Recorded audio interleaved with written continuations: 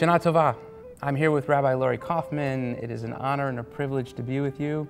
Rabbi Kaufman will be joining us for these high holidays with Cantor Barbara Hamowitz as our guest clergy in our tent service. And we thought we would offer some different texts and ideas and questions for you to think about as we enter these high holidays. Rabbi Kaufman. First of all, I want to thank you so much for inviting me to be here. It's really a privilege, and I'm really excited for these high holidays and to share them all with you.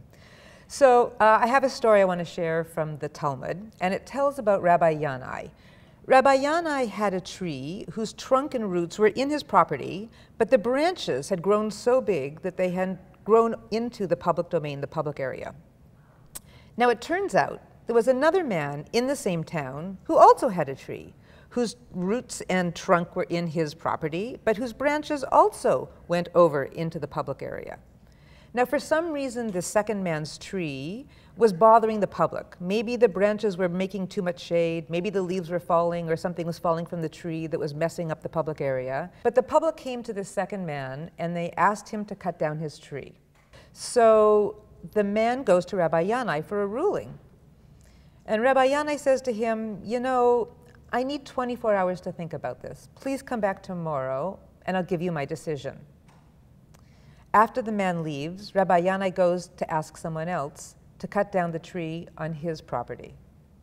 24 hours later, the man comes back as he was instructed to do, and Rabbi Yanai says to him, the rule is you need to cut down your tree. And the man says, but Rabbi Yanai, you have a tree that's just like mine, that branches overhang into the public. Why do I have to cut down my tree if you don't have to cut down yours? And Rabbi Yanai says, go and look. If my tree still stands, then yours can stay standing.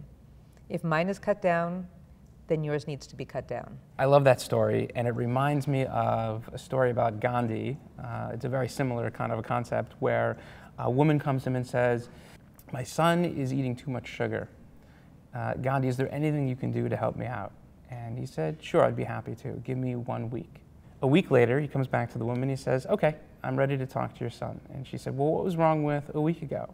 And Gandhi responds and says, well, I had to take a week to get rid of my sugar habit before I spoke to him. And I think the Yanai story and the Gandhi anecdote point out the fact that there are people in our lives that look to us, look to our actions, our thoughts, our behaviors, what we do in this world as guidance for them in terms of what they do. And some of those individuals, it's clear to us that we are role models for them, but there's others who are influenced by our actions and behaviors that we might not even be aware of. So who are those people, both that we know are influenced by our actions and behaviors, and who are the folks we're influencing and we're not even sure? Because if we understood all the people that we were influencing, we would maybe understand the power we have to not just affect one or two people and their behavior, but a whole culture. Shana Tova.